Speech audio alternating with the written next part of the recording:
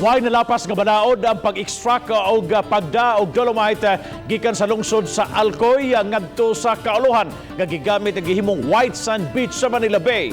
Gipasabot usab kini sa MGB7 nga why o dili makadaot sa marine life ang dolomite. Ang report ni Faye Marie Dumabok. Gipasabot sa kadaguan sa Mines and Geosciences Bureau kon MGB7 nga base sa Republic Act 7942 kon Mining Act ang mining activities diha sa Pugalo, Alcoy nga naglambigit og large scale ang national government agencies sama sa MGB7 ang mohatag og permiso. Mao nga ang MGB7 ang nihatag og ore transport permit sud sa kaduha na kahigayon. Aron dad-on ang tag 3,500 wet metric ton nga processed dolomites ngadto sa Manila alang sa pagpaanindot sa Manila Bay.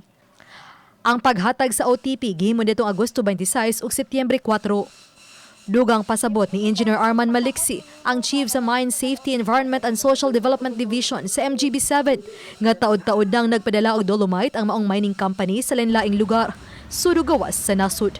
Adunay Mineral Production Sharing Agreement ang mining company sud sa 30 ka tuig tali sa gobyerno. Ug aduna usab mineral processing permit ang planta gikan sa MGB nga mo expire sa 2023 pa. Balaod na gingon ang misyo ana ang regional director. So we are just following what is written in the law and in the procedure. Legal man gid na siya, sure ni gid nga legal kay naama na siya gikuha sa area nga permitted, meaning to say gitugutan sa gobyerno. Sa iyang bahin, si 3rd District Provincial Board Member John Ismael Borgonya kinsa unang namahayag nga muhimog pakisusi nitugan sa GMA-RTV Balitang Bisdak nga wala sila himuong investigasyon.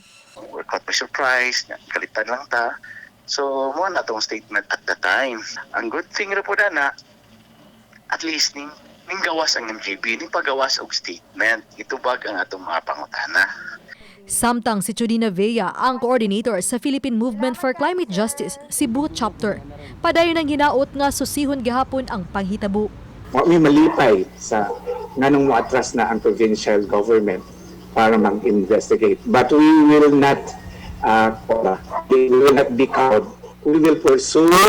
Dolomite, ang chemical composition na is calcium, magnesium, carbonate.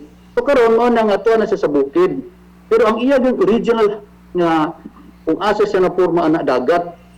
So by logic, ang napurma sa dagat, ibalik nimo sa dagat, madaot di ang dagat. Uban ni Cleofer Lumayag, ako si Faye Marie Dumabok. Balitang Bisdak.